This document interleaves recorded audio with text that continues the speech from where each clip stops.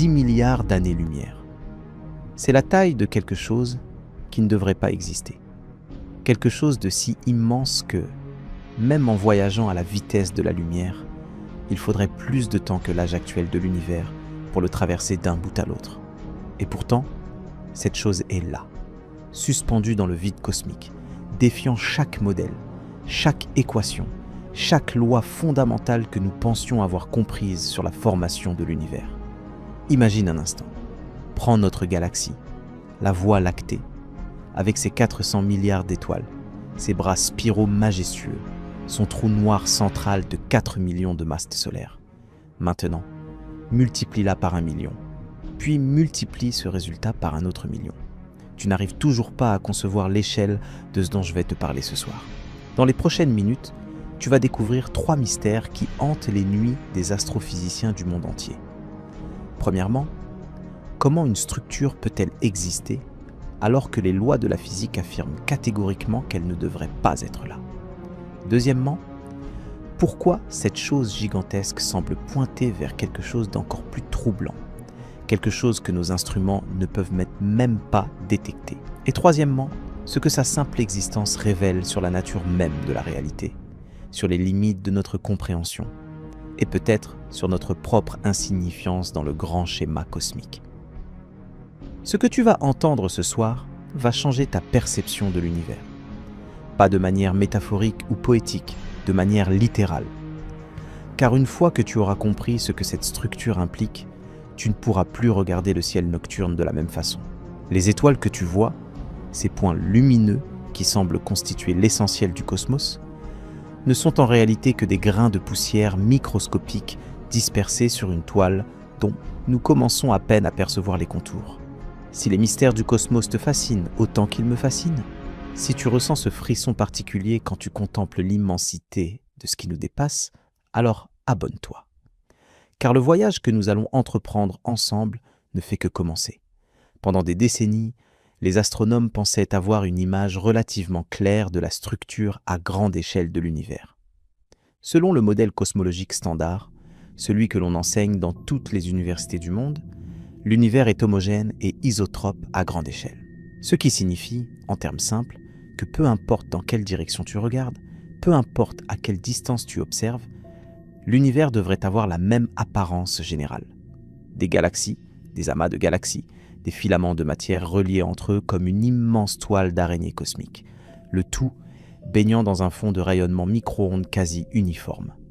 Cette vision repose sur le principe cosmologique, un pilier fondamental de notre compréhension de l'univers.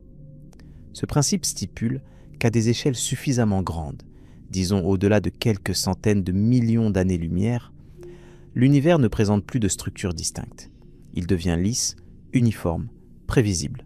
Les simulations informatiques les plus sophistiquées, celles qui modélisent l'évolution de l'univers depuis le Big Bang, confirment cette image. Elles montrent comment la gravité a lentement rassemblé la matière en filaments et en amas, créant ce que les scientifiques appellent la toile cosmique. Et selon ces mêmes simulations, il existe une limite théorique maximale à la taille que peut atteindre une structure cohérente dans l'univers. Cette limite se situe aux alentours de 300 à 400 millions d'années-lumière. Au-delà, l'expansion de l'univers elle-même empêche la formation de structures liées gravitationnellement. C'est une conséquence directe des équations de la relativité générale d'Einstein, combinées à nos observations du rayonnement cosmique fossile.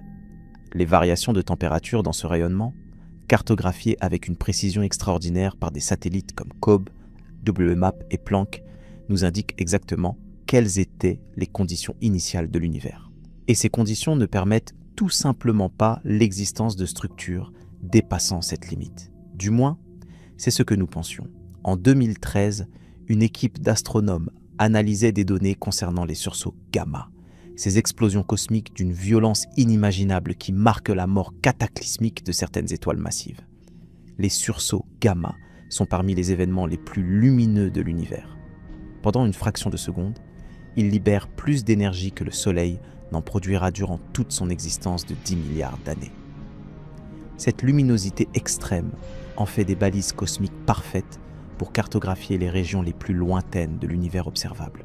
En étudiant la distribution de ces sursauts gamma dans une région particulière du ciel, située dans les constellations d'Hercule et de la couronne boréale, les chercheurs ont remarqué quelque chose d'étrange. Trop de sursauts gamma semblaient provenir de distances similaires dans cette direction. Statistiquement, cette concentration était hautement improbable si ces explosions étaient réparties aléatoirement dans l'espace. L'analyse approfondie des données suggérait l'existence d'une structure cohérente, un regroupement de galaxies si vaste qu'il dépassait tout ce que nous avions jamais observé auparavant. Les premières estimations étaient prudentes, peut-être un artefact statistique, peut-être une erreur dans les données. Mais au fil des années, à mesure que de nouvelles observations s'accumulaient, la réalité de cette structure devint impossible à ignorer. Ce que les astronomes avaient découvert n'était pas simplement grand, c'était colossal. 10 milliards d'années-lumière de diamètre. Plus de 70 fois la taille théorique maximale autorisée par le modèle cosmologique standard. Le grand mur d'Hercule couronne boréale, comme on l'appelle désormais, n'est pas seulement la plus grande structure jamais découverte dans l'univers. C'est une anomalie fondamentale, une impossibilité physique qui existe malgré tout. Mais la réalité est bien plus sombre que ce simple paradoxe mathématique. Car pour comprendre pourquoi cette structure ne devrait pas exister, il faut d'abord comprendre comment l'univers lui-même est né et a évolué.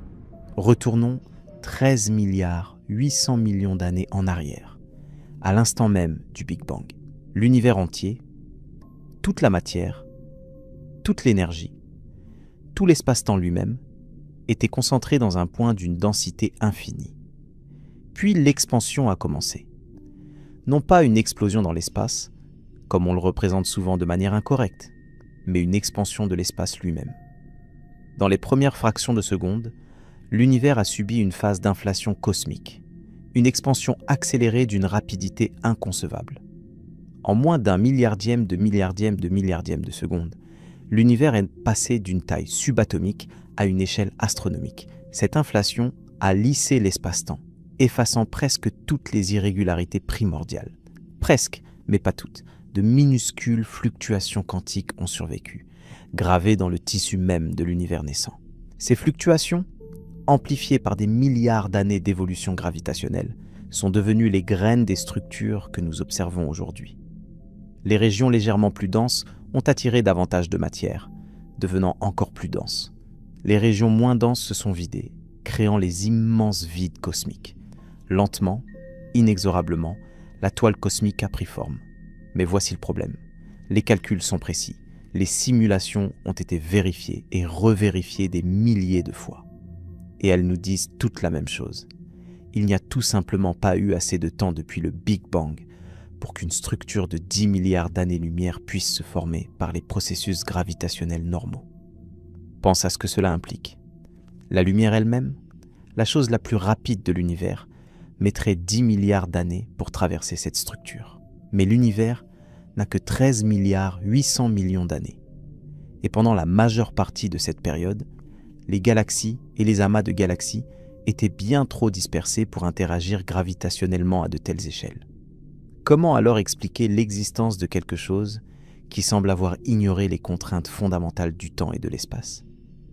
Certains chercheurs ont proposé que le grand mur d'Hercule couronne boréale n'est peut-être pas une structure unique et cohérente, mais plutôt un alignement fortuit de plusieurs structures plus petites vues sous un angle particulier.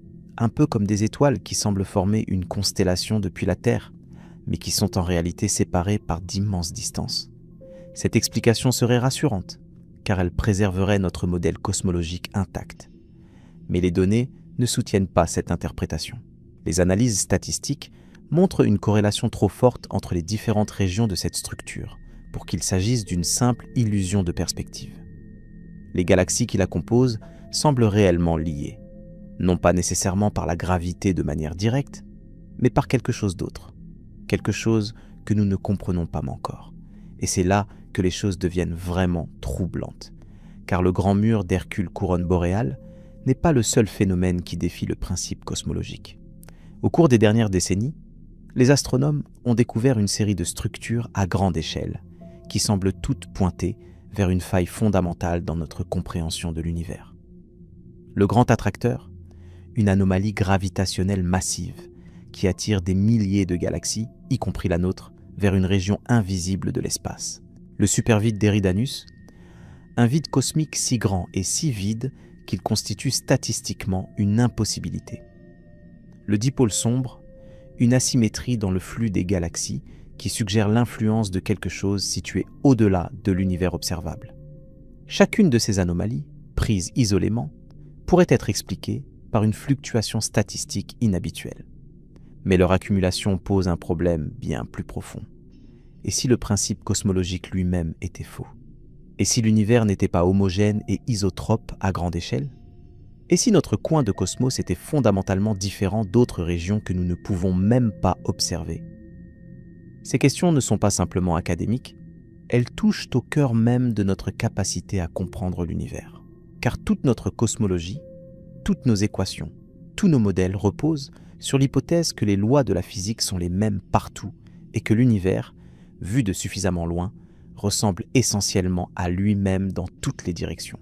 Si cette hypothèse s'effondre, alors tout ce que nous pensons savoir sur l'origine, l'évolution et le destin de l'univers doit être reconsidéré.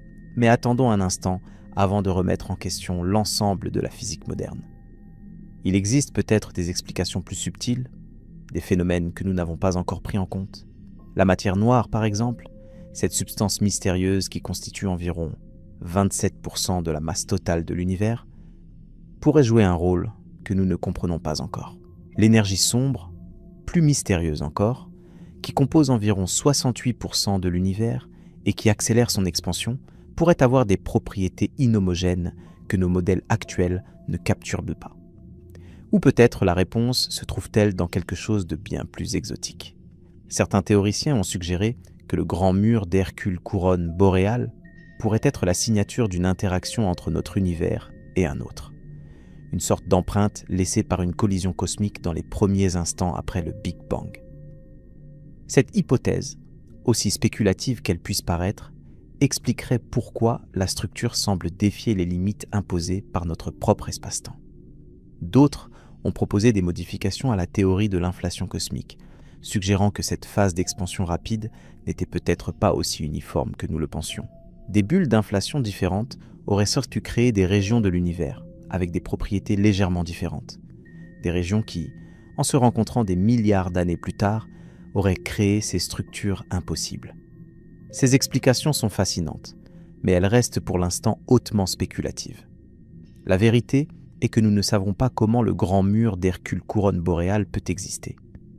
Sa présence dans notre univers est un défi ouvert à notre compréhension. Une énigme cosmique qui attend toujours une solution. Et peut-être est-ce là le plus troublant de tout.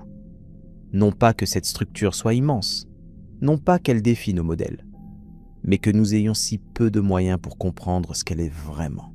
Car elle se trouve si loin, à des milliards d'années-lumière de la Terre, que même nos télescopes les plus puissants ne peuvent l'observer qu'indirectement, à travers les signaux faibles des sursauts gamma et la distribution statistique des galaxies lointaines. Nous ne pouvons pas la voir dans sa totalité. Nous ne pouvons même pas confirmer avec certitude qu'elle existe réellement comme une structure unique. Nous ne pouvons que déduire sa présence à partir de motifs dans des données, comme des archéologues essayant de reconstituer une civilisation disparue à partir de quelques tessons de poterie. Et pourtant, si elle existe, alors elle change tout. Elle nous dit que l'univers est bien plus étrange, bien plus complexe, bien plus mystérieux que nous ne l'avions imaginé. Elle nous rappelle que malgré tous nos progrès, malgré nos satellites et nos supercalculateurs, malgré les équations élégantes d'Einstein et les théories quantiques les plus sophistiquées, nous ne faisons encore que gratter la surface d'une réalité qui nous dépasse infiniment. Cette nuit, alors que tu écoutes ces mots, le grand mur d'Hercule couronne boréale est là, quelque part dans les profondeurs du cosmos, silencieux et immense, attendant peut-être que nous découvrions enfin ce qu'il est vraiment. Et pendant ce temps, l'univers continue de s'étendre, les galaxies continuent de s'éloigner les unes des autres, et les mystères continuent de s'accumuler. Pour comprendre véritablement l'ampleur de ce que représente le grand mur d'Hercule couronne boréale, il faut d'abord saisir comment les astronomes cartographient les structures à grande échelle de l'univers. Ce n'est pas un processus simple ni intuitif. Nous ne pouvons pas simplement pointer un télescope vers le ciel et voir cette structure colossale s'étendre devant nos yeux. La réalité est bien plus complexe, et la méthode utilisée pour détecter cette anomalie révèle autant sur les limites de notre technologie que sur les mystères du cosmos lui-même. Tout commence avec la lumière, ou plutôt avec différentes formes de rayonnement électromagnétique. Lorsque nous observons l'univers, nous ne voyons jamais les choses telles qu'elles sont maintenant. Nous les voyons telles qu'elles étaient lorsque la lumière que nous captons a quitté sa source.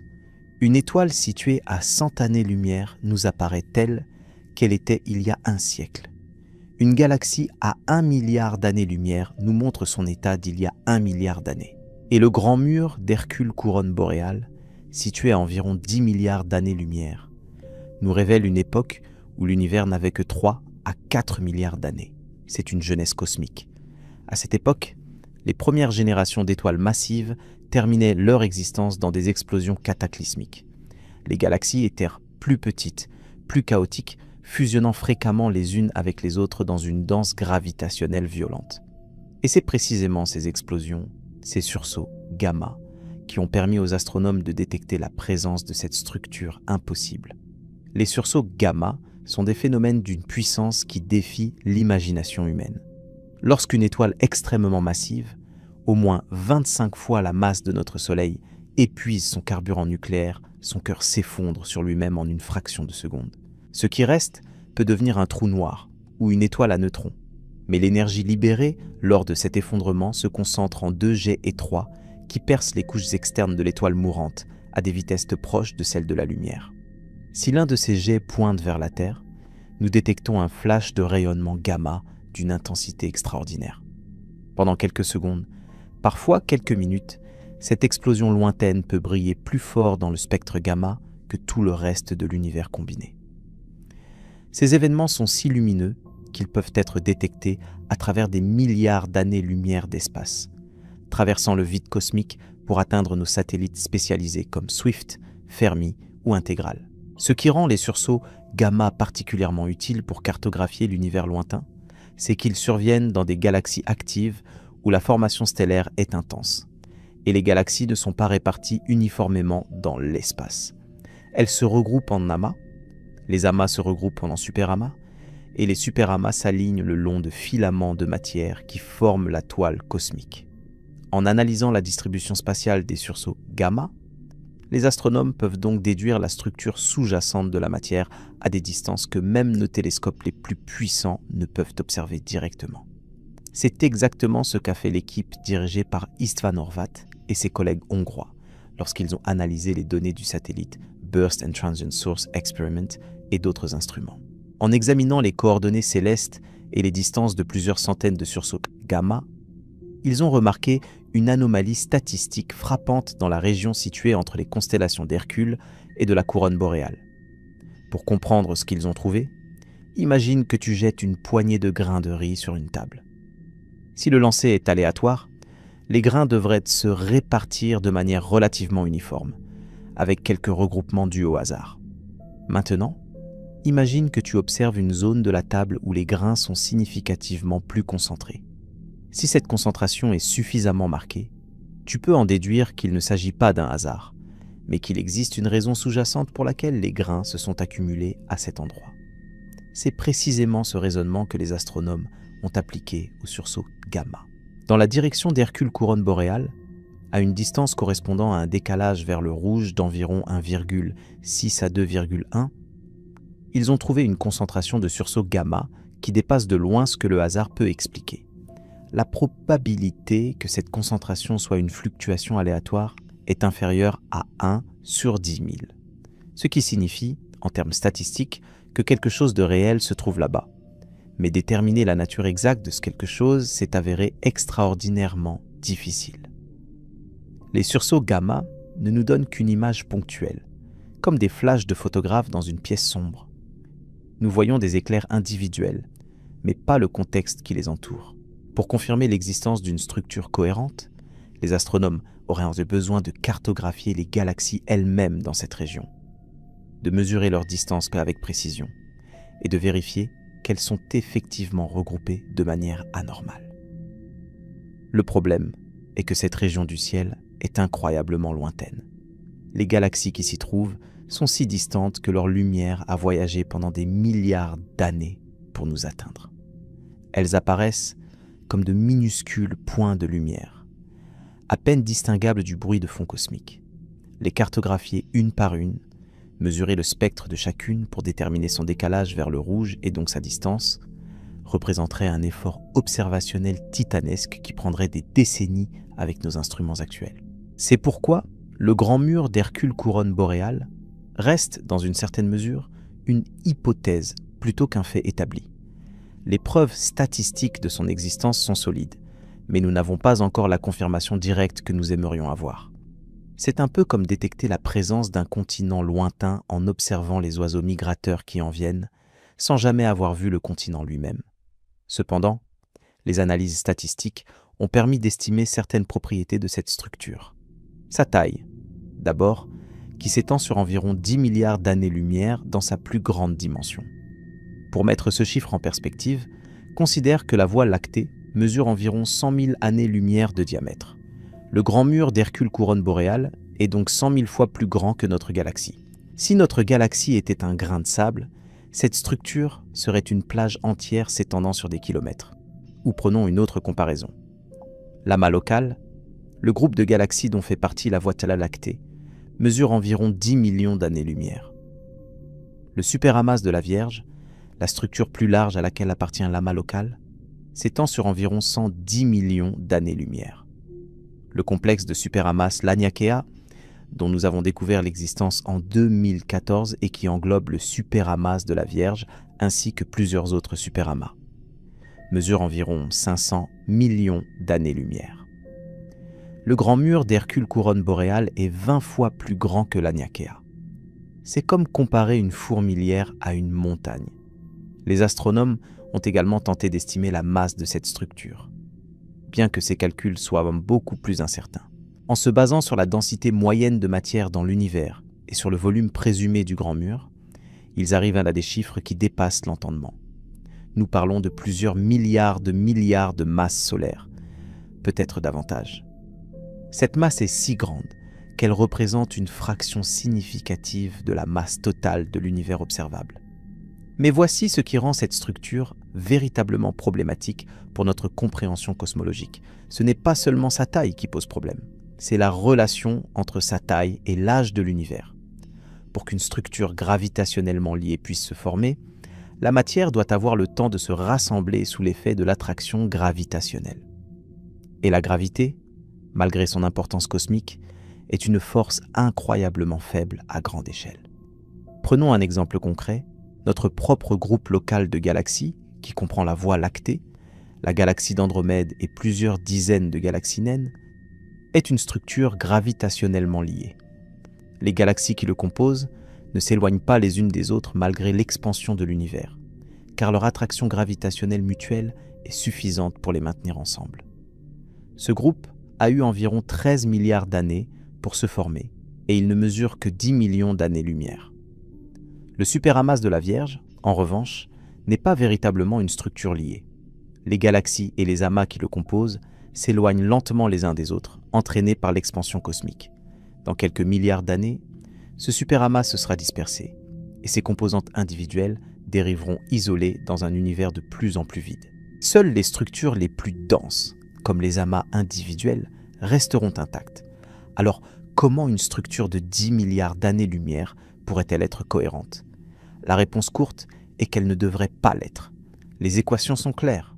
La gravité n'a tout simplement pas eu le temps de rassembler la matière sur une telle échelle depuis le Big Bang. Même si nous supposons que des fluctuations primordiales exceptionnellement grandes ont créé une surdensité dans cette région, le temps cosmique disponible est insuffisant pour expliquer ce que nous observons. Certains physiciens ont proposé des solutions alternatives. L'une d'elles implique la matière noire, cette composante mystérieuse qui constitue environ 85% de la matière totale de l'univers. Contrairement à la matière ordinaire, la matière noire n'interagit pas avec la lumière et ne peut donc pas être observée directement. Sa présence n'est détectée qu'à travers ses effets gravitationnels sur la matière visible. Selon cette hypothèse, des concentrations exceptionnellement massives de matière noire auraient pu se former très tôt dans l'histoire de l'univers, agissant comme des puits gravitationnels qui ont attiré la matière ordinaire sur des échelles bien plus grandes que ce que nos modèles standards prédisent. Ces halos de matière noire primordiaux auraient servi de squelette invisible sur lequel le grand mur d'Hercule Couronne boréale s'est construit. Cette explication est élégante, mais elle soulève ses propres problèmes. Si de telles concentrations massives de matière noire existaient, elles auraient dû laisser des empreintes détectables dans le rayonnement cosmique fossile, ce fond de micro-ondes qui nous parvient de l'époque où l'univers n'avait que 380 000 ans. Or, les observations de ce rayonnement par le satellite Planck sont remarquablement uniformes, ne montrant que de minuscules variations de température de l'ordre d'un 100 millième de degré. Ces variations sont précisément les graines à partir desquelles toutes les structures cosmiques ont grandi, et elles ne semblent pas suffisamment grandes pour expliquer l'existence du grand mur d'Hercule Couronne boréale. C'est comme si nous avions une graine de tournesol et qu'un séquoia géant en avait poussé. Quelque chose ne colle pas. Une autre hypothèse fait appel à l'énergie sombre, cette force mystérieuse qui accélère l'expansion de l'univers. Nous savons très peu de choses sur l'énergie sombre, si ce n'est qu'elle semble avoir les propriétés d'une constante cosmologique, une pression négative uniforme qui pousse l'espace à s'étendre de plus en plus vite. Mais si l'énergie sombre n'était pas parfaitement uniforme? Et si elle présentait des variations subtiles d'une région à l'autre de l'univers?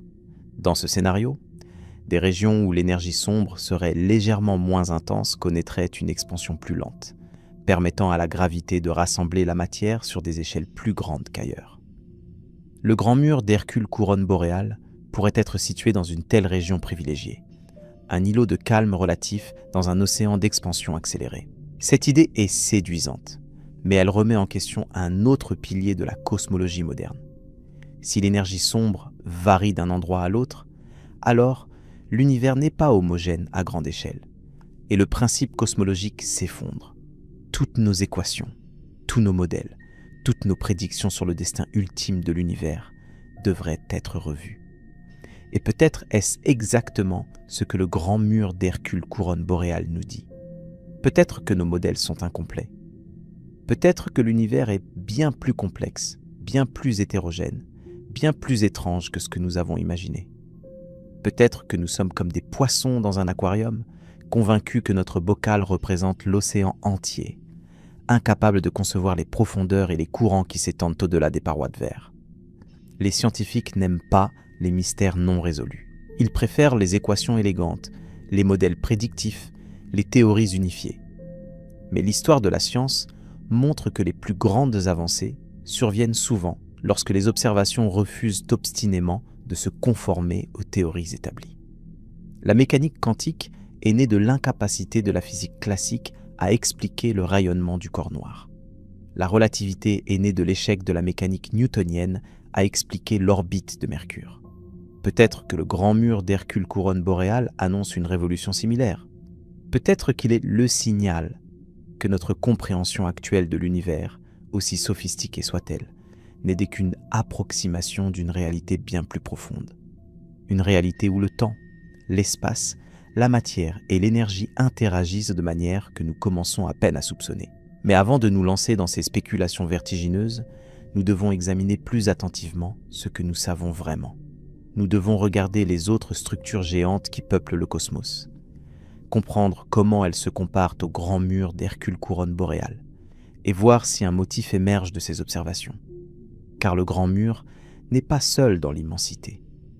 D'autres géants cosmiques ont été découverts, chacun posant ses propres défis à notre compréhension. Et ensemble, ils dessinent peut-être une image que nous n'avons pas encore appris à lire. Les astronomes qui ont découvert le grand mur d'Hercule Couronne boréale n'étaient pas les premiers à rencontrer des structures défiant les limites théoriques de notre cosmologie. Bien avant cette découverte, d'autres géants cosmiques avaient déjà ébranlé nos certitudes, préparant le terrain pour cette anomalie suprême qui allait tout remettre en question. En 1989, Margaret Geller et John Huchra, 2 astronomes du centre d'astrophysique Harvard-Smithsonian cartographiaient systématiquement les galaxies dans un secteur du ciel proche de la constellation de la Grande Ourse. Leur projet, connu sous le nom de CFA Redshift Survey, visait à créer une carte tridimensionnelle de notre voisinage cosmique en mesurant le décalage vers le rouge de milliers de galaxies. Ce décalage, causé par l'expansion de l'univers, permet de déduire la distance d'une galaxie. Plus le décalage est important, plus la galaxie est lointaine. Ce qu'ils ont découvert les a stupéfiés. Les galaxies n'étaient en effet pas réparties uniformément dans l'espace. Elles formaient des structures filamentaires, des murs et des bulles, créant un réseau complexe qui ressemblait davantage à une éponge qu'à une distribution homogène. Et au centre de leur carte se trouvait quelque chose d'immense.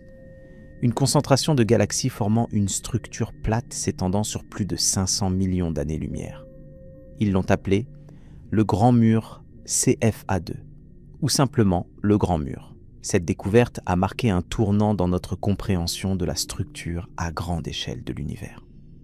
Pour la première fois, nous avions une preuve observationnelle directe que les galaxies s'organisaient en structures cohérentes bien plus grandes que les amas individuels.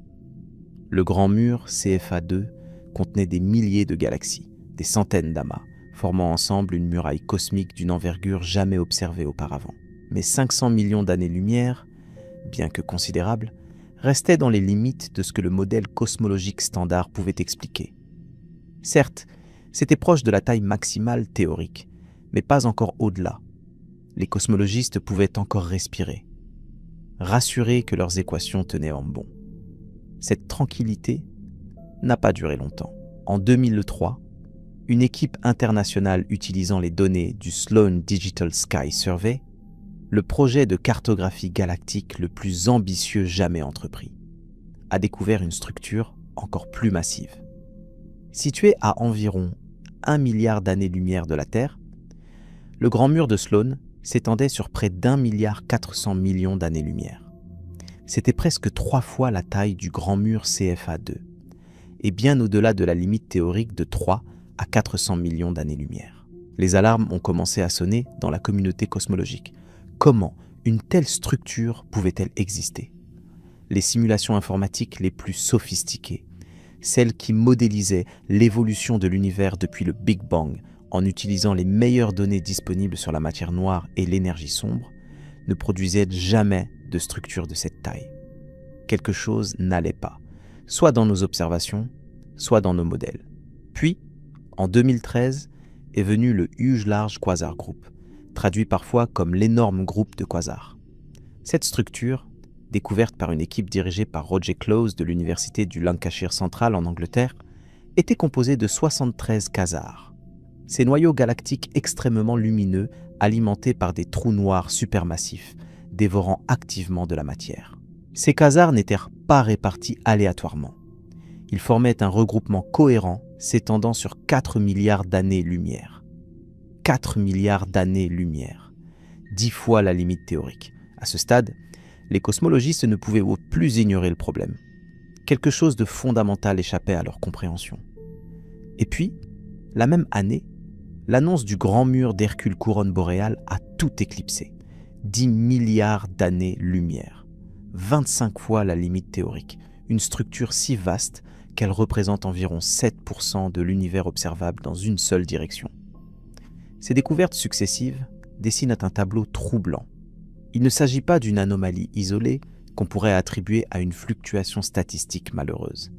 Il s'agit d'un pattern, d'une tendance systématique.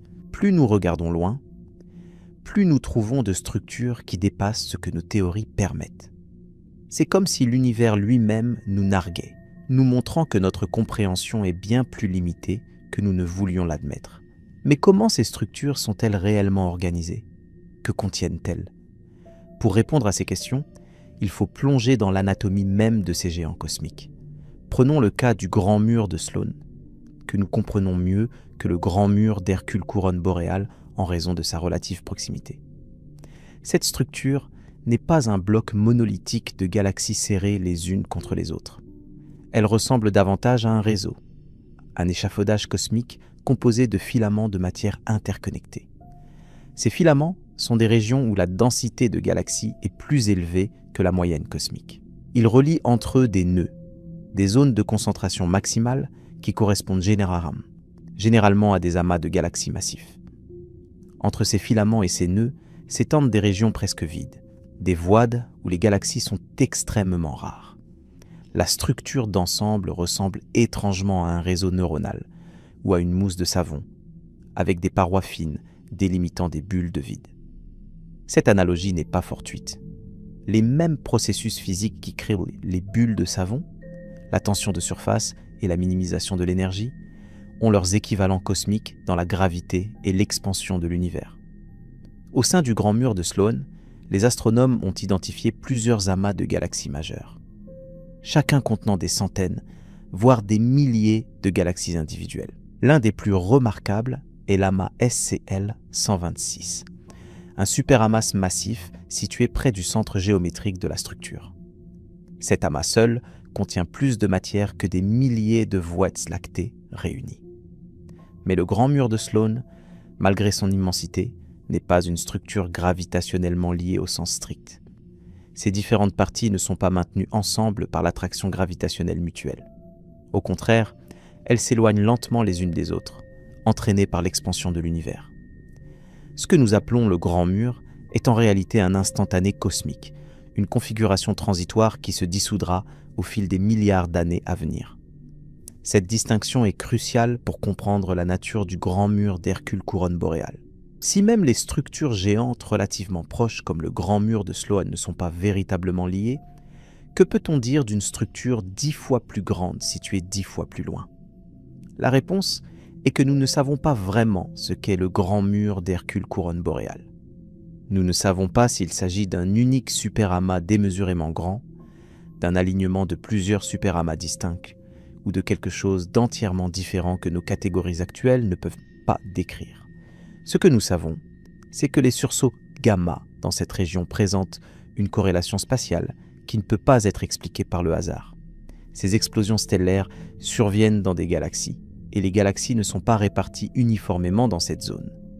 Elles forment une concentration, une surdensité qui s'étend sur une échelle inimaginable.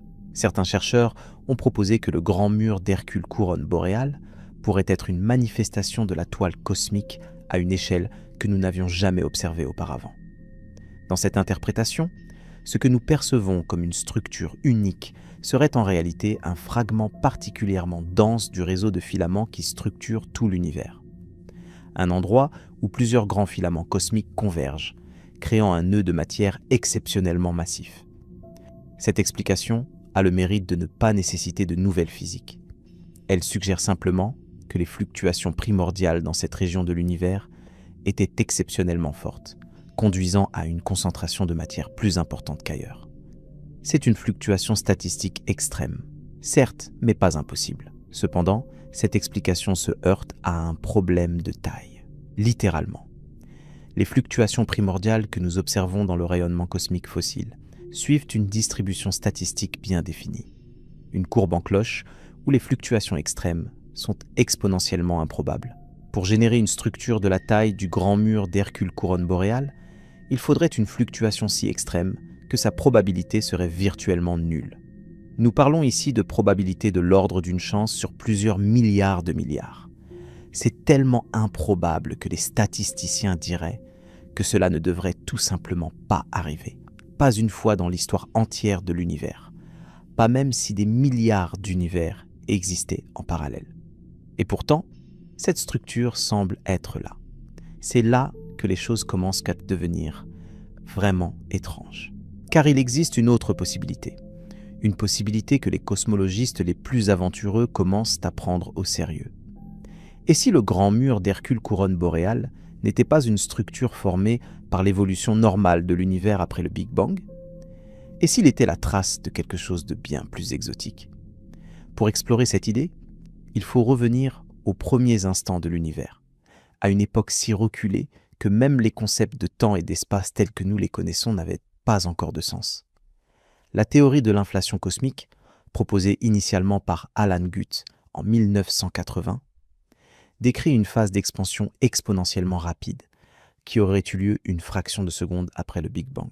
Pendant cette phase, l'univers aurait grandi d'un facteur d'au moins 10 puissance 26, passant d'une taille subatomique à une échelle macroscopique en moins d'un milliardième de milliardième de milliardième de seconde.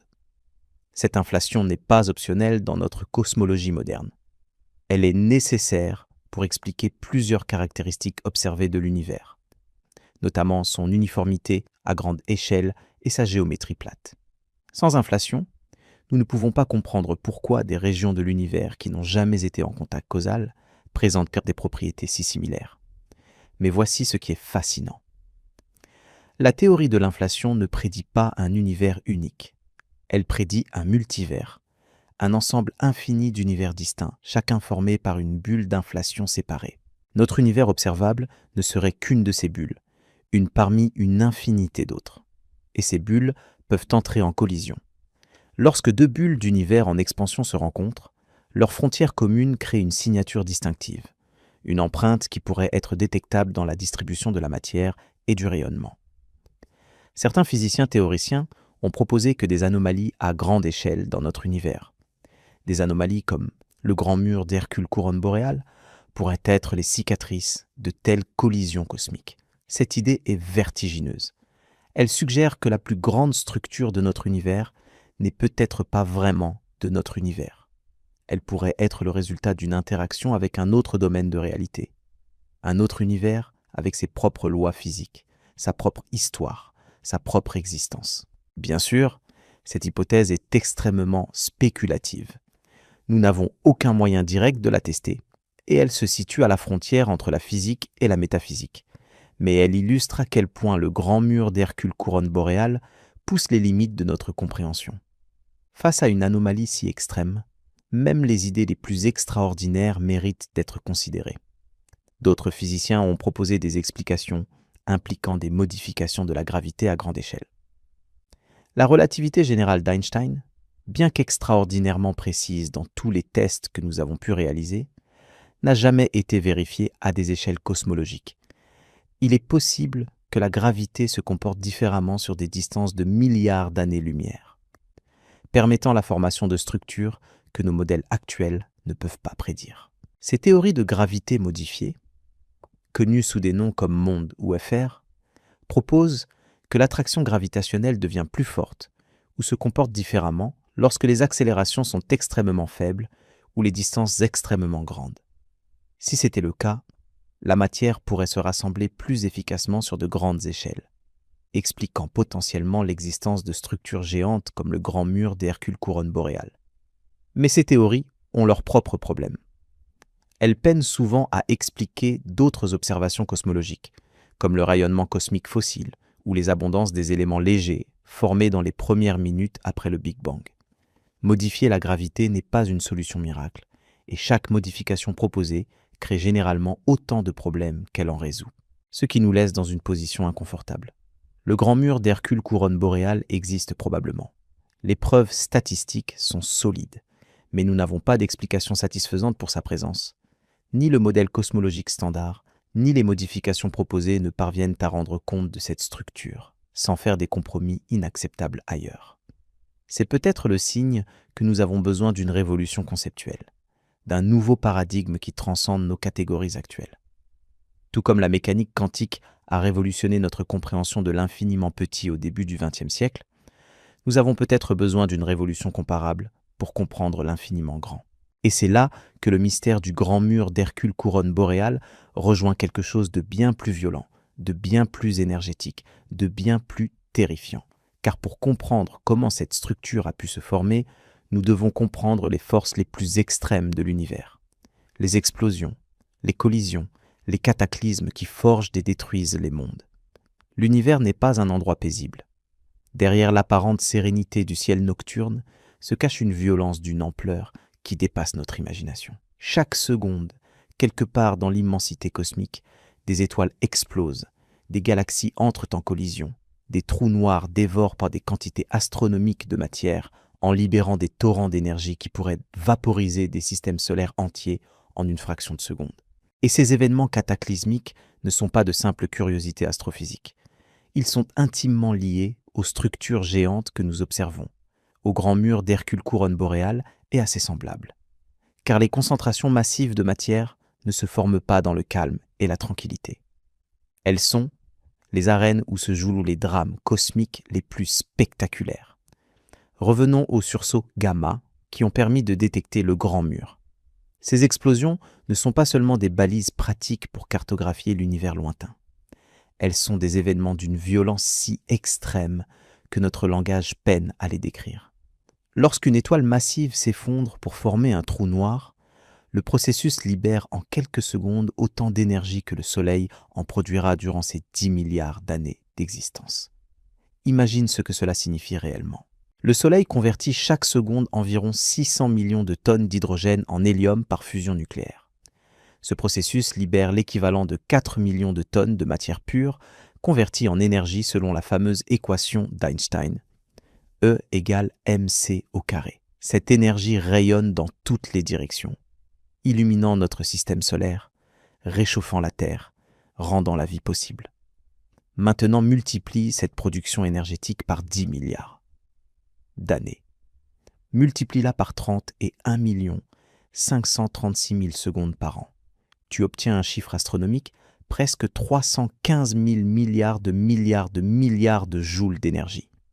C'est la production totale du Soleil sur toute sa vie. Un sursaut gamma libère cette quantité d'énergie en 10 secondes. Bien sûr, cette énergie n'est pas émise de manière uniforme dans toutes les directions. Elle est concentrée en 2 jets étroits, focalisée par les champs magnétiques intenses qui entourent le trou noir naissant. Ces jets percent les couches externes de l'étoile mourante à une vitesse de 99,99% de celle de la lumière, transportant avec eux des particules accélérées à des énergies qui dépassent tout ce que nous pouvons reproduire dans nos accélérateurs terrestres les plus puissants.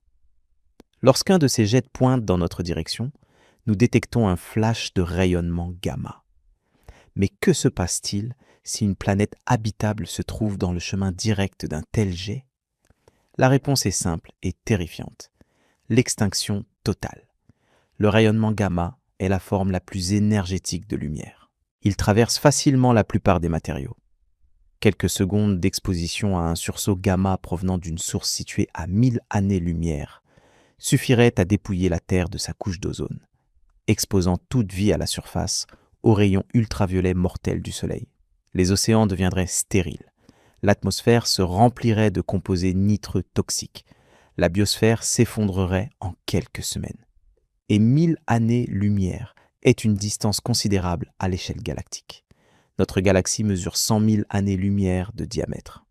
Cela signifie que n'importe quelle civilisation située dans une sphère de 1000 années-lumière autour d'un sursaut gamma serait potentiellement condamnée. Dans une galaxie aussi peuplée que la Voie lactée, avec ses 400 milliards d'étoiles et ses milliards de planètes potentiellement habitables, un seul sursaut gamma pourrait effacer des millions de mondes. Et ces événements ne sont pas rares. Les astronomes estiment qu'environ un sursaut gamma se produit chaque jour quelque part dans l'univers observable. Certains sont si lointains que leur lumière a voyagé pendant plus de 10 milliards d'années pour nous atteindre. D'autres sont relativement proches, dans notre voisinage cosmique. Le 27 décembre 2004, un sursaut gamma d'un type particulier a frappé la Terre. Il provenait d'une étoile à neutrons magnétisés, un magnétar, situé à environ 50 000 années-lumière dans la constellation du Sagittaire. SGR 1806-20, comme on appelle cet objet, a connu ce que les astrophysiciens appellent un sursaut géant. En un dixième de seconde, il a libéré plus d'énergie que le Soleil n'en produit en 150 000 ans. Cette explosion était si puissante qu'elle a perturbé l'ionosphère terrestre, affectant les communications radio sur toute la planète. Des satellites en orbite ont enregistré des niveaux de radiation qui ont saturé leurs détecteurs. Et tout cela à 50 000 années-lumière de distance. Si cet événement s'était produit à 10 années-lumière de la Terre, il aurait probablement causé une extinction de masse comparable à celle qui a éradiqué les dinosaures. Maintenant, transporte mentalement cette violence à l'échelle du grand mur d'Hercule couronne boréale. Cette structure contient potentiellement des milliards de galaxies, chacune abritant des milliards d'étoiles. Le nombre de sursauts gamma, de supernovas, d'explosions stellaires de toutes sortes qui se produisent dans cette région chaque seconde est proprement incalculable. Et ces explosions ne sont pas simplement destructrices. Elles jouent un rôle crucial dans l'évolution des structures cosmiques. Chaque supernova enrichit le milieu intergalactique en éléments lourds, ces atomes de carbone, d'oxygène, de fer qui n'existèrent pas après le Big Bang. Ces éléments sont les ingrédients de la chimie complexe, des planètes rocheuses, de la vie elle-même. Mais au-delà de cet aspect créatif, les explosions stellaires injectent une énorme quantité d'énergie dans leur environnement. Cette énergie crée des ondes de choc qui traversent sur les nuages de gaz interstellaires, comprimant la matière et déclenchant parfois de nouvelles vagues de formation stellaire. C'est un cycle de mort et de renaissance, de destruction et de création qui se déroule à l'échelle de millions d'années. Dans les régions les plus denses du grand mur d'Hercule couronne boréale, là où les galaxies sont concentrées, ce cycle atteint une intensité particulière. Les collisions entre galaxies y sont fréquentes. Et contrairement à ce que l'on pourrait imaginer, ces collisions ne sont pas des chocs brutaux où les étoiles s'entrechoquent. Les étoiles sont si petites comparées aux distances qui les séparent qu'elles passent généralement les unes d'un côté des autres sans entrer en contact. Mais le gaz interstellaire, lui, entre bel et bien en collision. Lorsque deux galaxies fusionnent, leurs nuages de gaz se percutent à des vitesses de plusieurs centaines de kilomètres par seconde. L'énergie cinétique se convertit en chaleur, portant le gaz à des températures de plusieurs millions de degrés. Ce gaz surchauffé émet des rayons X intenses et déclenche simultanément des explosions de formation stellaire d'une ampleur phénoménale. Les astronomes appellent ces objets des galaxies à flambée d'étoiles. Dans ces galaxies, de nouvelles étoiles naissent à un rythme des centaines, voire des milliers de fois supérieur à celui de galaxies calmes comme la Voie lactée. Et parce que beaucoup de ces étoiles sont massives et vivent peu de temps, elles explosent rapidement en supernova, créant un feu d'artifice cosmique perpétuel. L'exemple le plus spectaculaire de ce phénomène dans notre voisinage cosmique est la galaxie M82, située à environ 12 millions d'années-lumière dans la constellation de la Grande Ourse. Cette galaxie, environ 10 fois plus petite que la Voie lactée, produit actuellement des étoiles à un rythme 10 fois supérieur. Les observations en rayons X révèlent qu'environ 60 supernovas y explosent chaque siècle, contre une tous les 50 ans dans notre propre galaxie. Mais M82 n'est qu'un avant-goût. Dans les régions les plus denses des superamas géants, là où les galaxies sont comprimées les unes contre les autres par la gravité collective de la structure entière, les collisions galactiques et les flambées d'étoiles atteignent des niveaux bien plus extrêmes. HARP 220, également connue sous le nom de galaxie des antennes, est une paire de galaxies en collision située à environ 70 millions d'années-lumière de nous. Les images du télescope spatial Hubble révèlent des détails stupéfiants de cette fusion cosmique. Des filaments de gaz et de poussière s'étendent sur des centaines de milliers d'années-lumière, ponctués par des milliers de régions de formation stellaire intense. Les astronomes ont identifié plus de 1000 amas stellaires jeunes dans ce système, chacun contenant des dizaines de milliers d'étoiles nouvellement nées. Dans environ 1 milliard d'années, ces deux galaxies auront complètement fusionné, formant une unique galaxie elliptique géante. Mais le processus ne sera pas paisible. Les trous noirs supermassifs au centre de chaque galaxie, contenant chacun plusieurs millions de masses solaires, suivront des orbites en spirale, l'un autour de l'autre, se rapprochant progressivement jusqu'à la fusion finale. Lorsque ces titans se rencontreront enfin, ils libéreront une quantité d'énergie si colossale qu'elle se propagera à travers tout l'univers sous forme d'ondes gravitationnelles. Ces ondes gravitationnelles, des ondulations dans le tissu même de l'espace-temps, ont été détectées pour la première fois en septembre 2015 par les instruments LIGO. Cet événement historique, résultat de la fusion de deux trous noirs de quelques dizaines de masses solaires situés à 1,3 milliard d'années-lumière, a marqué le début d'une nouvelle ère en astronomie. Depuis, des dizaines d'autres détections ont été confirmées, révélant un univers bien plus violent et dynamique que ce que les observations en lumière visible suggéraient. Les fusions de trous noirs ne sont pas des événements rares. Elles se produisent constamment, partout dans l'univers, libérant des quantités d'énergie qui défient l'imagination. La fusion détectée en septembre 2015, connue sous le nom de GW 150 914, a converti environ 3 masses solaires de matière pure en énergie d'onde gravitationnelle en une fraction de seconde.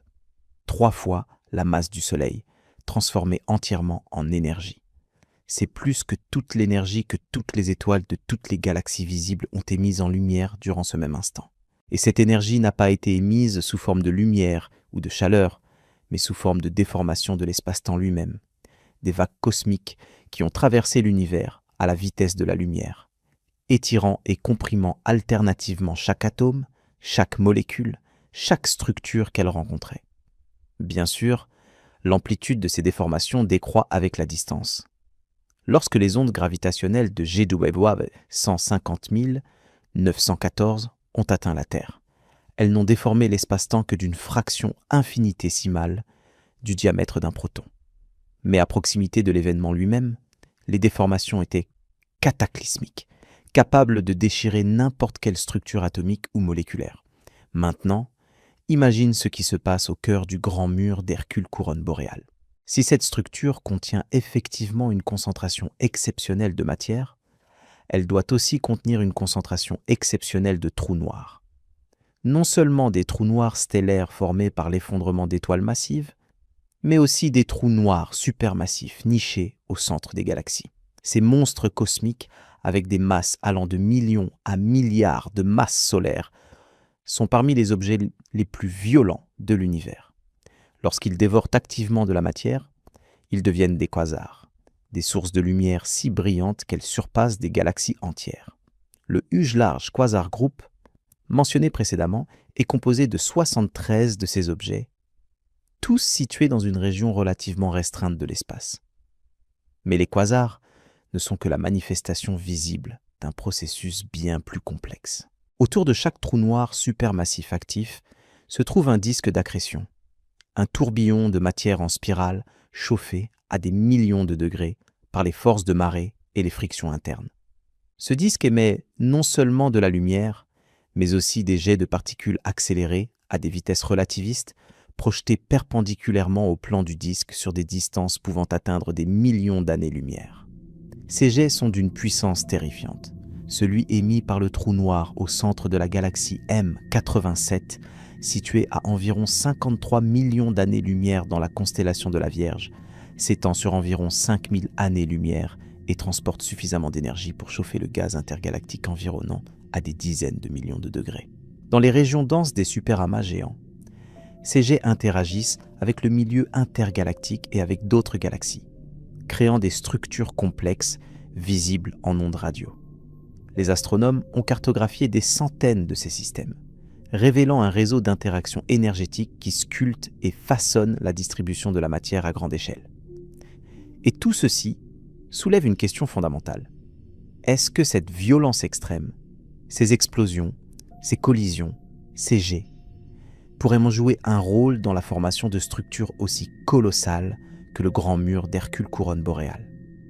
Est-ce que l'énergie injectée par ces événements cataclysmiques pourrait modifier la dynamique de l'effondrement gravitationnel, permettant à la matière de se concentrer sur des échelles qui seraient autrement impossibles? Certains chercheurs explorent dans cette possibilité. Ils proposent que dans les premières époques de l'univers, lorsque les galaxies étaient plus compactes et les collisions plus fréquentes, l'énergie collective libérée par des millions de quasars aurait pu créer des pressions qui s'opposaient localement à l'expansion cosmique, permettant à des régions exceptionnellement grandes de rester gravitationnellement liées. C'est une petite idée séduisante, mais les calculs préliminaires suggèrent que même cette violence extrême ne suffirait pas à expliquer une structure de 10 milliards d'années-lumière. L'expansion de l'univers, amplifiée par l'énergie sombre, est tout simplement trop puissante. À de telles échelles, rien ne devrait pouvoir résister à la dispersion inexorable. Et pourtant, la structure semble être là, défiant nos calculs, défiant nos théories, défiant notre compréhension même de ce qui est possible dans cet univers. Ce qui nous ramène à la question centrale, la question qui hante les nuits des cosmologistes depuis la découverte de cette anomalie. Comment le grand mur d'Hercule couronne boréale peut-il exister? Et que nous dit son existence sur la nature profonde de la réalité? Face à l'immensité du grand mur d'Hercule couronne boréale, face à cette structure qui s'étend sur 10 milliards d'années-lumière et qui défie tout ce que nous pensions savoir sur la formation de l'univers, une question surgit inévitablement. Une question qui transcende la physique et l'astrophysique pour toucher aux racines mêmes de notre existence. Quelle est notre place dans un cosmos capable d'engendrer de tels monstres? Que signifie être humain dans un univers où les structures les plus fondamentales échappent à notre compréhension? Cette question n'est pas nouvelle. Depuis l'aube de la conscience, les êtres humains ont levé les yeux vers le ciel nocturne et ressenti ce mélange particulier de terreur et d'émerveillement face à l'infini. Mais aujourd'hui, armés de nos télescopes et de nos équations, nous mesurons cette infinité avec une précision sans précédent. Et cette mesure, paradoxalement, ne fait qu'approfondir le mystère. Considère un instant ce que représente vraiment le grand mur d'Hercule couronne boréale en termes humains. Si tu pouvais voyager à la vitesse de la lumière, cette limite ultime imposée par les lois de la physique, il te faudrait 10 milliards d'années pour traverser cette structure d'un bout à l'autre. 10 milliards d'années. C'est plus que l'âge actuel du Soleil et de la Terre réunis. C'est presque autant que l'âge de l'univers lui-même. Pendant ce voyage hypothétique, des générations innombrables naîtraient et mourraient sur Terre. Des civilisations s'élèveraient et s'effondreraient. Des espèces entières évolueraient et disparaîtraient. Le Soleil lui-même aurait le temps d'épuiser son carburant nucléaire, de gonfler en géante rouge, d'engloutir Mercure, Vénus et peut-être la Terre, avant de se contracter en naine blanche froide. Et tu n'aurais toujours pas atteint l'autre côté. Cette échelle temporelle dépasse non seulement notre expérience quotidienne, mais aussi notre capacité conceptuelle. Nos cerveaux ont évolué pour comprendre les intervalles de temps pertinents à notre survie. Des secondes aux décennies tout au plus. Au-delà, les chiffres deviennent abstraits, dénués de signification émotionnelle. Nous pouvons écrire 10 milliards d'années sur une feuille de papier, mais nous ne pouvons pas vraiment les ressentir. Et c'est peut-être là que réside la première leçon existentielle du Grand Mur. Il nous confronte brutalement aux limites de notre cognition. Il nous montre que l'univers n'a pas été conçu pour être compris par des créatures de notre taille et de notre durée de vie. Nous sommes des êtres éphémères tentant de saisir l'éternel, des atomes conscients essayant de cartographier l'infini. Certains pourraient trouver cette perspective écrasante, déprimante même. Quelle importance ont nos vies, nos espoirs, nos rêves, face à une structure qui existe depuis des milliards d'années et qui continuera d'exister des milliards d'années après notre disparition. Quelle signification peuvent avoir nos petites tragédies et nos petits triomphes à l'échelle d'un cosmos aussi démesurément indifférent? Mais il existe une autre façon de voir les choses. Une perspective qui trouve dans cette immensité non pas une raison de désespoir, mais une source d'émerveillement profond. Car voici le miracle véritable. Dans cet univers de 10 milliards d'années-lumière de structures impossibles, dans ce cosmos de violence cataclysmique et de vide insondable, quelque chose d'extraordinaire s'est produit. Sur une petite planète rocheuse en orbite autour d'une étoile banale dans la banlieue d'une galaxie ordinaire, la matière s'est organisée de manière à devenir consciente d'elle-même. Nous sommes, littéralement, l'univers qui se contemple.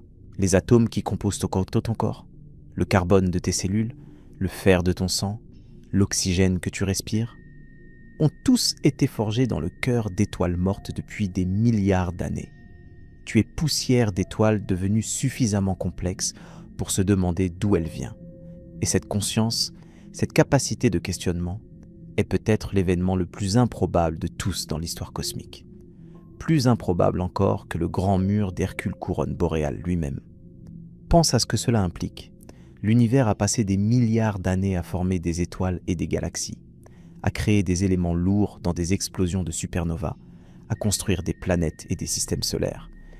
Le tout pour qu'un jour, sur au moins un monde, des créatures puissent lever les yeux et se demander pourquoi tout cela existe. Si nous sommes seuls dans l'univers, alors nous sommes les seuls témoins de sa magnificence.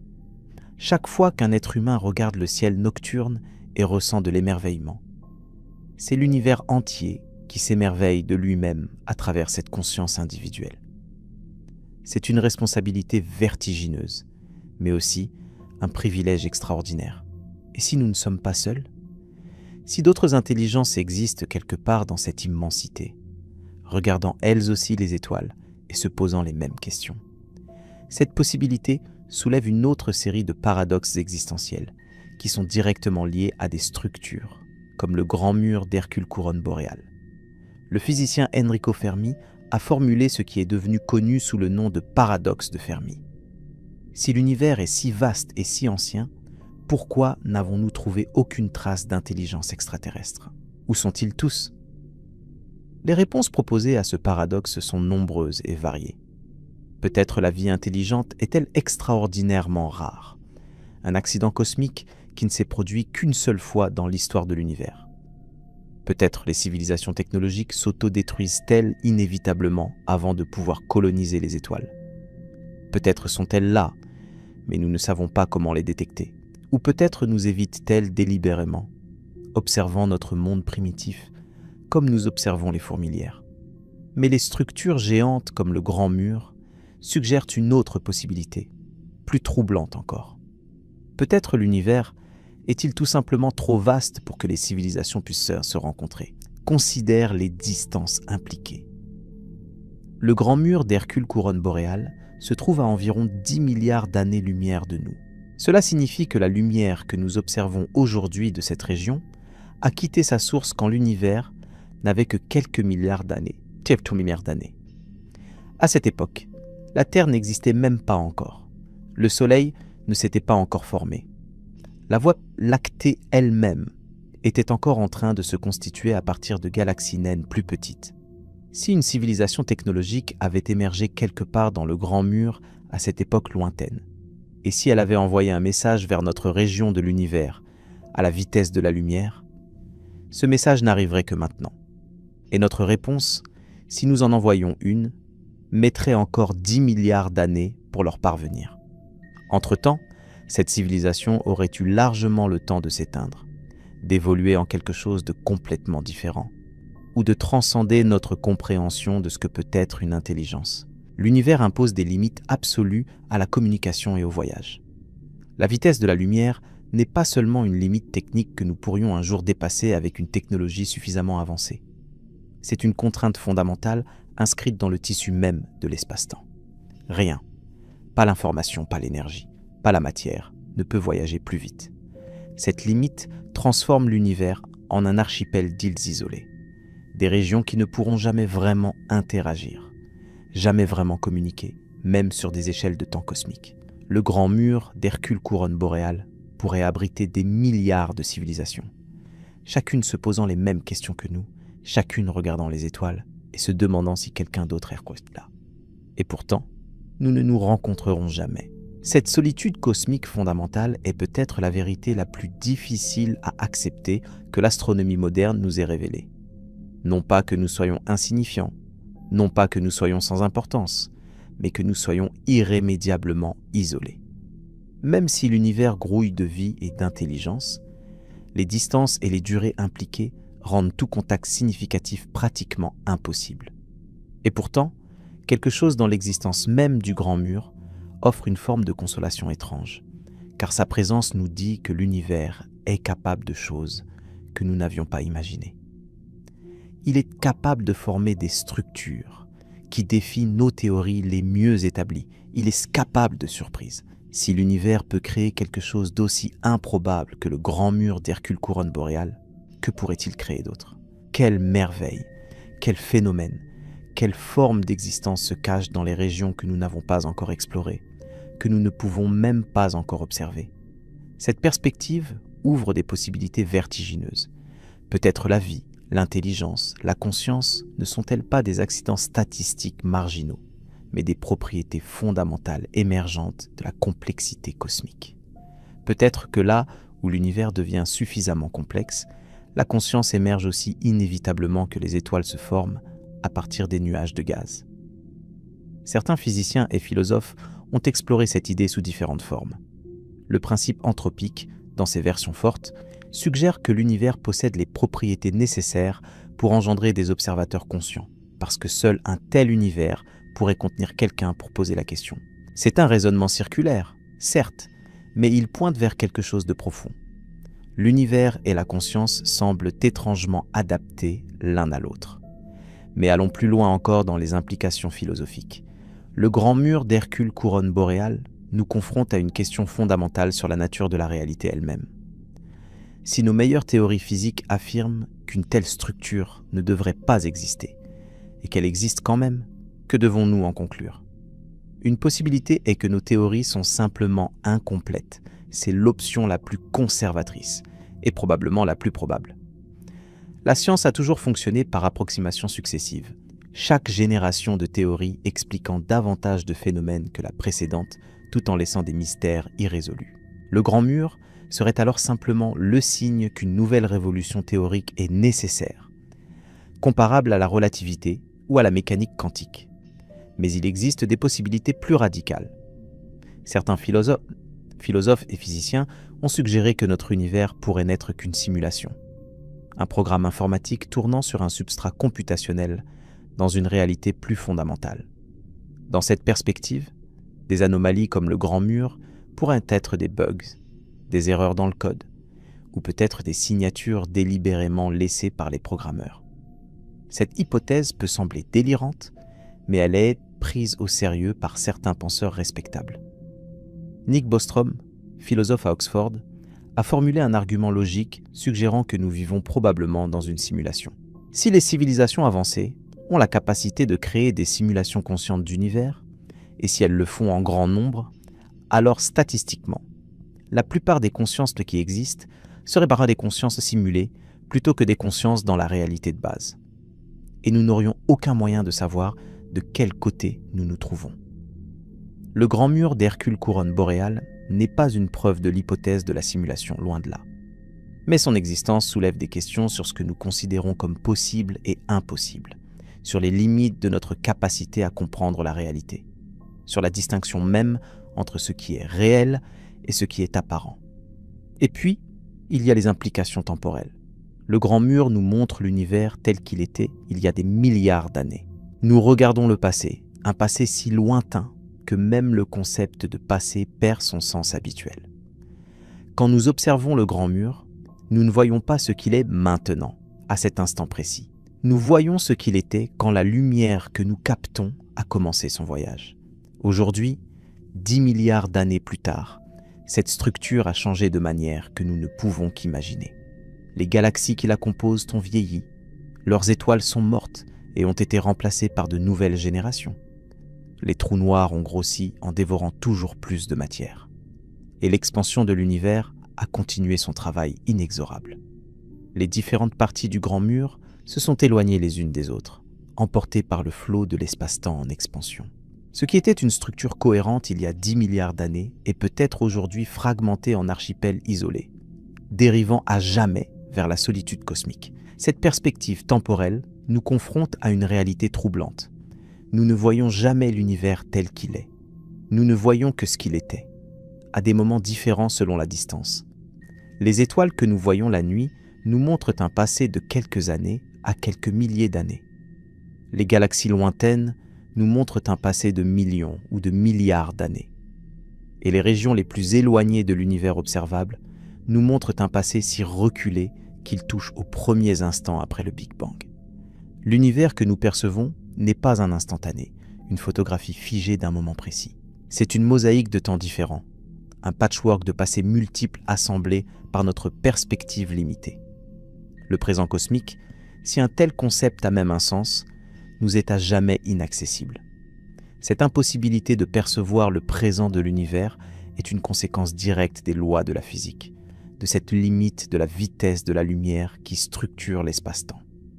Et elle a des implications profondes pour notre compréhension de la causalité, du temps, de la réalité elle-même. Si nous ne pouvons jamais savoir ce qui se passe maintenant dans le grand mur d'Hercule couronne boréale, que signifie vraiment maintenant à cette échelle ? Le temps lui-même semble perdre sa signification habituelle quand les distances deviennent si grandes que la notion de simultanéité s'effondre. Einstein a montré, avec sa théorie de la relativité restreinte, que la simultanéité est relative. Deux événements qui semblent simultanés pour un observateur peuvent apparaître séquentiels pour un autre observateur en mouvement. Il n'existe pas de présent universel, pas d'instant maintenant qui s'étendrait à travers tout le cosmos. Chaque point de l'univers a son propre temps, sa propre expérience de l'écoulement temporel. Cette relativité du temps devient particulièrement vertigineuse quand on considère des structures comme le Grand Mur. Si des êtres conscients existaient à différents endroits de cette structure, ils vivraient dans des présents différents, des présents qui ne pourraient jamais se synchroniser en raison des distances impossibles qui les séparent.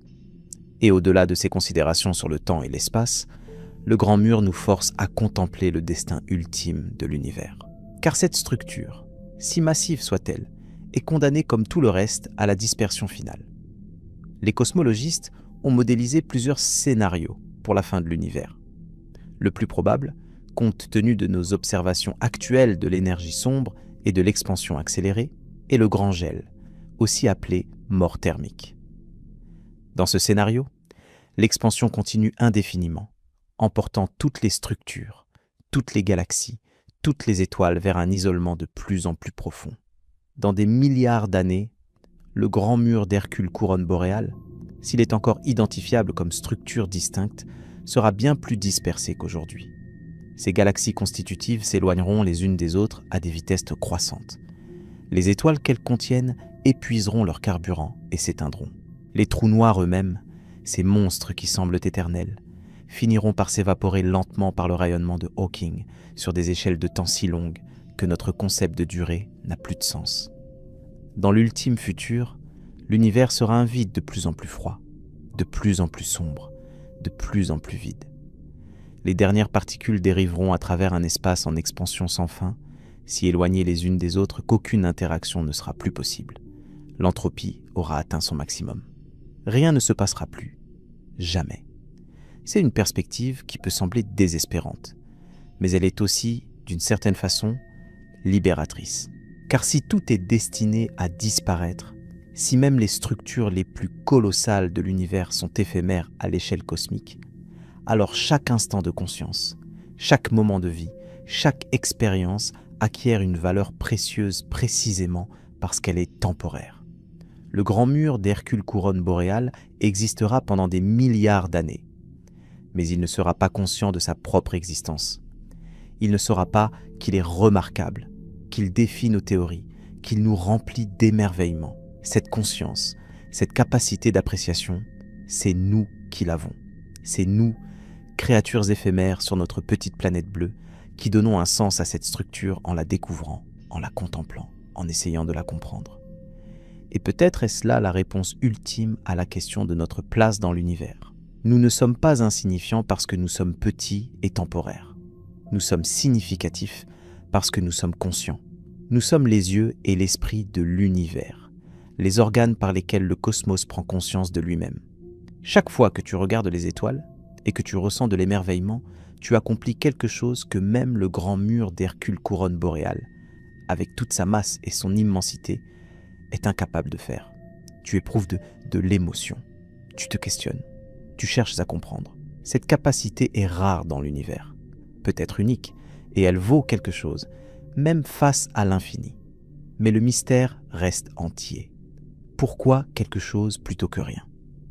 Pourquoi ces lois de la physique plutôt que d'autres ?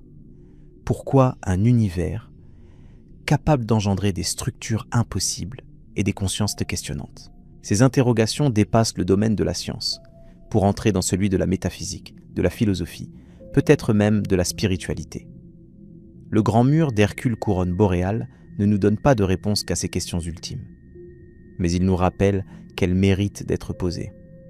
Il nous montre que l'univers est bien plus étrange, bien plus mystérieux, bien plus vaste que tout ce que nous avions imaginé.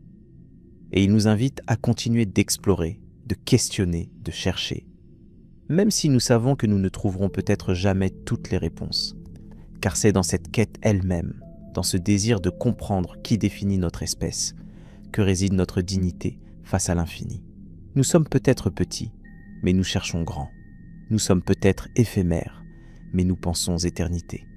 Nous sommes peut-être limités, mais nous rêvons d'illimité. Et quelque part dans les profondeurs du cosmos, le grand mur d'Hercule couronne boréale continue d'exister, silencieux et patient, attendant que nous découvrions enfin ses secrets. Ou peut-être ne les découvrirons-nous jamais. Peut-être certains mystères sont-ils destinés à rester des mystères, des rappels permanents que l'univers garde toujours une longueur d'avance sur notre compréhension. Cette incertitude fondamentale n'est pas un échec de la science, c'est son moteur. C'est ce qui nous pousse à construire de meilleurs télescopes, à développer de nouvelles théories, à explorer de nouvelles frontières. Le jour où nous aurons tout compris, le jour où il n'y aura plus de mystère, sera le jour où nous aurons cessé de grandir. Heureusement, ou malheureusement selon la perspective, ce jour ne semble pas près d'arriver. Le grand mur d'Hercule couronne boréale et les centaines d'autres anomalies qui peuplent notre univers garantissent que nous aurons encore de quoi nous émerveiller et nous questionner pour des générations à venir. Et c'est peut-être, en fin de compte, le plus beau cadeau que le cosmos pouvait nous faire. Nous voici arrivés au terme de ce voyage à travers l'immensité cosmique. Un voyage qui nous a menés des confins de l'univers observable jusqu'aux profondeurs de notre propre conscience. Le grand mur d'Hercule couronne boréale nous a servi de guide. Cette structure impossible, qui s'étend sur 10 milliards d'années-lumière et qui refuse obstinément de se conformer à nos équations les plus élégantes. Mais avant de nous séparer, avant de retourner à nos vies quotidiennes sur cette petite planète bleue perdue dans la banlieue d'une galaxie ordinaire, prenons un moment pour contempler l'ensemble du tableau que nous avons peint ensemble au fil de ces heures. Nous avons commencé par découvrir l'existence même de cette anomalie cosmique, cette concentration de matière détectée à travers les flashs lointains des sursauts gamma. Nous avons vu comment des astronomes patients, armés de données statistiques et de modèles informatiques, ont progressivement assemblé les pièces d'un puzzle qui défiait leur compréhension. Une structure si vaste qu'elle représente une fraction significative de l'univers observable, surgissant des profondeurs de l'espace comme un défi silencieux à notre arrogance scientifique. Nous avons ensuite exploré les fondements mêmes de notre cosmologie, ce modèle standard qui décrit l'évolution de l'univers depuis le Big Bang. Nous avons compris comment les fluctuations quantiques primordiales, ces graines microscopiques plantées dans les premiers instants de l'existence, ont grandi au fil des milliards d'années pour devenir les galaxies, les amas et les superamas que nous observons aujourd'hui. Et nous avons réalisé que selon ce modèle, selon ces équations vérifiées et revérifiées des milliers de fois, le grand mur d'Hercule couronne boréale ne devrait tout simplement pas être là. La limite théorique de 3 à 400 millions d'années-lumière, imposée par les contraintes combinées de la gravité et de l'expansion cosmique, est dépassée de plus de 20 fois par cette structure énigmatique. C'est comme si nous avions découvert une montagne sur une planète où les lois de la géologie interdisent l'existence de tout relief dépassant quelques mètres. L'impossibilité n'est pas relative, elle est absolue selon notre compréhension actuelle. Nous avons ensuite plongé dans le contexte plus large des structures géantes de l'univers. Le grand mur CFA2, découvert dans les années 80, qui a été la première surprise. Le grand mur de Sloan, 3 fois plus grand, qui a commencé à faire trembler les fondations de notre cosmologie. Le Huge Large Quasar Group, avec ses 73 quasars répartis sur 4 milliards d'années-lumière. Et finalement, le grand mur d'Hercule couronne boréale, le titan parmi les titans, l'anomalie suprême. Ces découvertes successives dessinent un motif troublant. Chaque fois que nous regardons plus loin, que nous développons des instruments plus sensibles, que nous analysons des données plus complètes, nous trouvons des structures qui dépassent ce que nos théories permettent. L'univers semble nous narguer, nous montrant que chaque limite que nous croyons avoir identifiée n'est qu'une illusion. Un mur de notre propre ignorance plutôt qu'une frontière réelle de la nature. Nous avons aussi contemplé la violence qui règne au cœur de ces structures colossales. Les sursauts gamma, ces explosions stellaires qui libèrent en quelques secondes autant d'énergie que le Soleil en 10 milliards d'années. Les collisions de galaxies, ces danses gravitationnelles qui durent des centaines de millions d'années et qui transforment des systèmes ordonnés en chaos flamboyant. Les jets des trous noirs supermassifs, ces colonnes d'énergie qui s'étendent sur des millions d'années-lumière et qui sculptent le milieu intergalactique. Cette violence n'est pas accidentelle. Elle est constitutive de l'univers lui-même. Sans les explosions de supernovas, les éléments lourds qui composent que les planètes rocheuses et les êtres vivants n'existeraient pas. Sans les collisions de galaxies, les réserves de gaz nécessaires à la formation de nouvelles étoiles s'épuiseraient. Sans l'activité des trous noirs, la régulation thermique des amas de galaxies serait impossible. La destruction et la création sont les deux faces d'une même pièce cosmique, indissociables et complémentaires. Et au milieu de cette violence, au cœur de ces structures impossibles, quelque chose d'extraordinaire s'est produit. La conscience a émergé. Sur au moins une planète, et peut-être sur des milliards d'autres, la matière s'est organisée de manière à devenir capable de se contempler elle-même. Nous sommes les enfants de cette violence cosmique, les héritiers de milliards d'années d'explosions stellaires et de collisions galactiques. Les atomes qui composent un de nos corps ont voyagé à travers l'espace et le temps, participant à des drames cosmiques dont nous ne pouvons qu'imaginer l'ampleur, avant de se retrouver assemblés temporairement dans ces configurations complexes que nous appelons des êtres humains. Cette perspective devrait nous remplir d'humilité. Non pas l'humilité écrasante de l'insignifiance, mais l'humilité libératrice de la connexion. Nous ne sommes pas séparés de l'univers. Nous en sommes une expression, une manifestation, un moment de conscience dans un océan de temps et d'espace. Le grand mur d'Hercule couronne boréale et toi, qui écoutes ces mots, êtes fait de la même matière, régi par les mêmes lois, participant du même mystère fondamental de l'existence. Mais que nous dit vraiment l'existence de cette structure impossible sur la nature de la réalité ? C'est la question qui a hanté l'ensemble de notre exploration. Et c'est la question à laquelle nous devons maintenant tenter de répondre, même si cette réponse doit rester incomplète. La première possibilité, la plus conservatrice, est que nos théories cosmologiques sont simplement incomplètes. Le modèle standard, malgré ses succès remarquables, ne capture pas tous les processus qui ont façonné l'univers. Peut-être la matière noire a-t-elle des propriétés que nous n'avons pas encore découvertes. Peut-être l'énergie sombre varie-t-elle d'une région à l'autre du cosmos. Peut-être l'inflation primordiale a-t-elle créé des conditions initiales bien plus variées que ce que nous avions supposé. Cette possibilité est rassurante d'une certaine façon.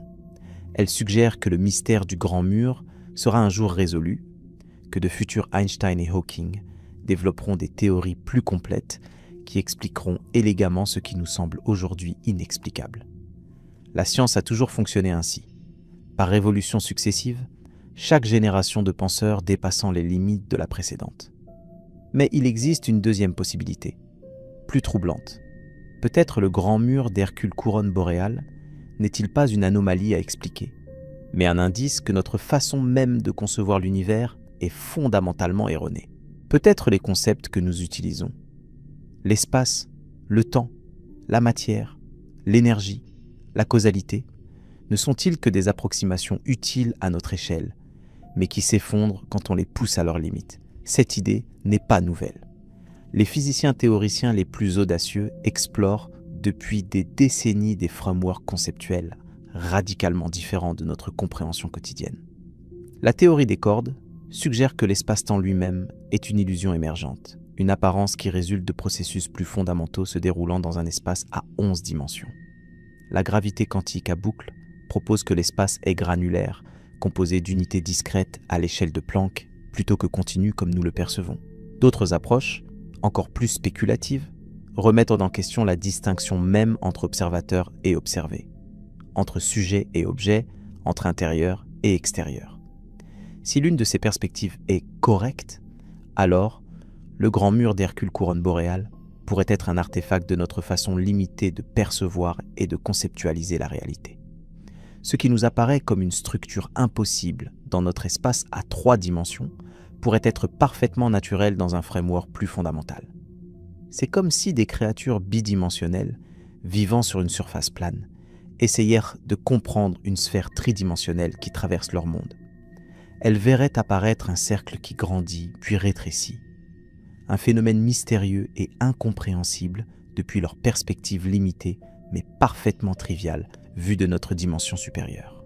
Peut-être sommes-nous ces créatures bidimensionnelles, tentant désespérément de comprendre un univers qui possède des aspects que notre cognition n'est tout simplement pas équipée pour appréhender. Le grand mur serait alors non pas un mystère à résoudre, mais un rappel permanent de nos limites cognitives fondamentales. Et puis, il y a une troisième possibilité, la plus vertigineuse de toutes. Peut-être l'existence du grand mur d'Hercule couronne boréale est-elle un indice que notre univers n'est pas le seul, qu'il fait partie d'un ensemble plus vaste, un multivers où des bulles d'espace-temps distinctes coexistent et parfois interagissent. Nous avons évoqué cette hypothèse précédemment, mentionnant comment des collisions entre univers pourraient laisser des cicatrices détectables dans la distribution de la matière. Mais allons plus loin dans cette réflexion. Si le multivers existe, alors tout ce que nous observons, les galaxies, les étoiles, les structures géantes comme le Grand Mur, pourrait n'être qu'une infime partie d'une réalité infiniment plus vaste. Notre univers observable, avec ses 93 milliards d'années-lumière de diamètre, ne serait qu'une bulle parmi une infinité d'autres bulles, chacune avec ses propres lois physiques, ses propres constantes fondamentales, ses propres formes de matière et d'énergie. Dans certaines de ces bulles, les conditions pourraient interdire toute forme de complexité. Les forces fondamentales seraient trop faibles ou trop fortes, les particules instables, les atomes impossibles. Ces univers seraient stériles, dénués de structure, dénués de conscience. Dans d'autres bulles, les conditions pourraient être radicalement différentes, mais tout aussi favorables à l'émergence de la complexité. Des formes de matière que nous ne pouvons même pas imaginer pourraient s'organiser en structures, peut-être même en conscience, dont la nature nous serait complètement incompréhensible.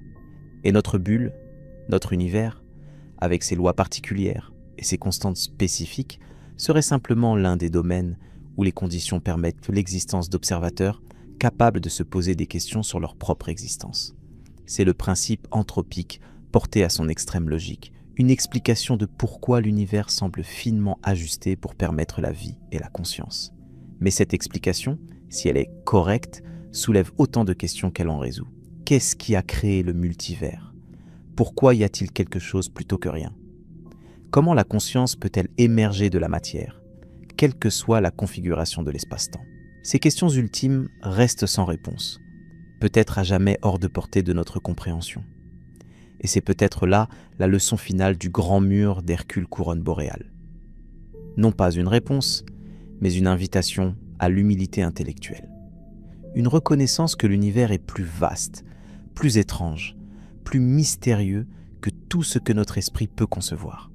Une acceptation que certaines questions pourraient n'avoir pas de réponse, du moins pas de réponse accessible à des créatures comme nous, limitées par leur biologie, leur durée de vie, leur position dans l'espace et le temps. Cette humilité n'est pas un abandon. Elle n'est pas une invitation à cesser de chercher, de questionner, d'explorer. Au contraire, c'est précisément parce que les mystères sont si profonds que la quête pour les comprendre est si noble. C'est précisément parce que nous savons que nous n'atteindrons peut-être jamais le fond que chaque pas en avant est si précieux. Les scientifiques qui ont découvert le grand mur d'Hercule Couronne boréale n'ont pas été découragés par son impossibilité apparente. Ils ont été enthousiasmés, car chaque anomalie, chaque phénomène inexplicable est une opportunité d'apprentissage, une porte vers de nouvelles compréhensions. La science n'avance pas en confirmant ce que nous savons déjà. Elle avance en trouvant ce qui ne colle pas, ce qui résiste à nos théories, ce qui nous force à repenser nos hypothèses les plus fondamentales. Le grand mur est donc, paradoxalement, un cadeau d'humilité et d'émerveillement.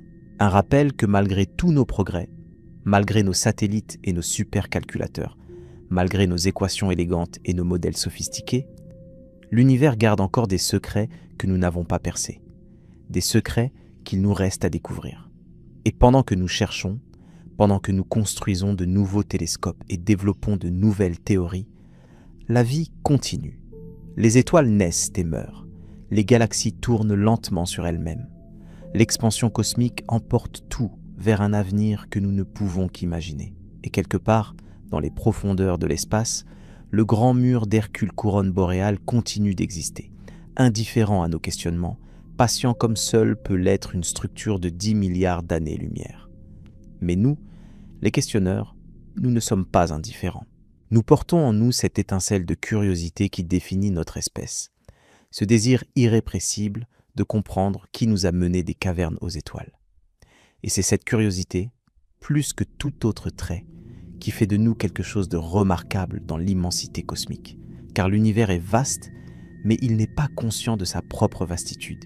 Il est ancien, mais il ne compte pas les milliards d'années qui passent. Il est magnifique, mais il ne s'émerveille pas de sa propre beauté. Pour tout cela, il lui faut des consciences.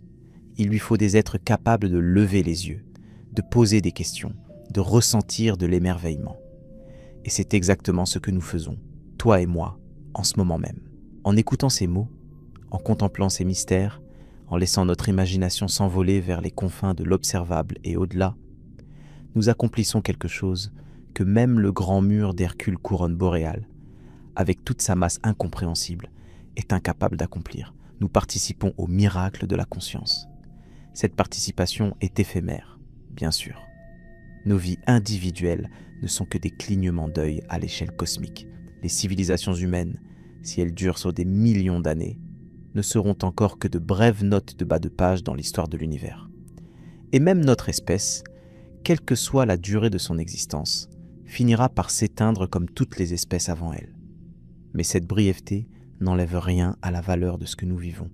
Au contraire, c'est précisément parce que chaque moment de conscience est précieux, parce que chaque instant d'émerveillement est rare dans l'immensité du temps et de l'espace, que ces moments valent pour être vécus pleinement. Le grand mur d'Hercule couronne boréale existera encore longtemps après notre disparition, mais il ne saura jamais qu'il a existé. Il ne ressentira jamais la satisfaction de comprendre, ni la frustration de ne pas comprendre. Il ne connaîtra jamais l'émerveillement, ni la terreur, ni l'amour, ni aucune des expériences qui donnent sens à nos vies brèves et intenses. C'est nous qui donnons un sens à l'univers. C'est nous qui, en le contemplant, le rendons réel d'une manière qu'il ne pourrait jamais être par lui-même. C'est nous qui, en posant des questions sur son origine et son destin, inscrivons une signification dans ce qui serait autrement un enchaînement aveugle de causes et d'effets. Cette responsabilité est immense. Elle est aussi belle. Alors ce soir, alors que tu t'apprêtes peut-être à fermer les yeux et à laisser le sommeil t'emporter, emporte avec toi cette image. Quelque part, à 10 milliards d'années-lumière de l'endroit où tu te trouves, une structure gigantesque s'étend dans le vide. Elle contient des milliards de galaxies, des trillions d'étoiles, peut-être des quadrillions de planètes. Et sur certaines de ces planètes, peut-être d'autres consciences regardent le ciel et se posent les mêmes questions que toi. Vous ne vous rencontrerez jamais. Les distances sont trop grandes, les durées de vie trop courtes, les limites de la physique trop absolues. Mais vous partagez quelque chose de plus fondamental que la proximité spatiale ou temporelle. Vous partagez l'émerveillement, vous partagez le questionnement, vous partagez cette étincelle de conscience qui fait de vous des miracles dans un univers autrement inconscient. Et peut-être est-ce suffisant. Peut-être n'avons-nous pas besoin de réponses définitives pour vivre des vies significatives. Peut-être les questions elles-mêmes sont-elles le but, et non les réponses. Peut-être le voyage compte-t-il plus que la destination. Le grand mur d'Hercule couronne. Boréal restera un mystère pour longtemps encore, peut-être pour toujours. Mais ce mystère nous a offert quelque chose de précieux ce soir.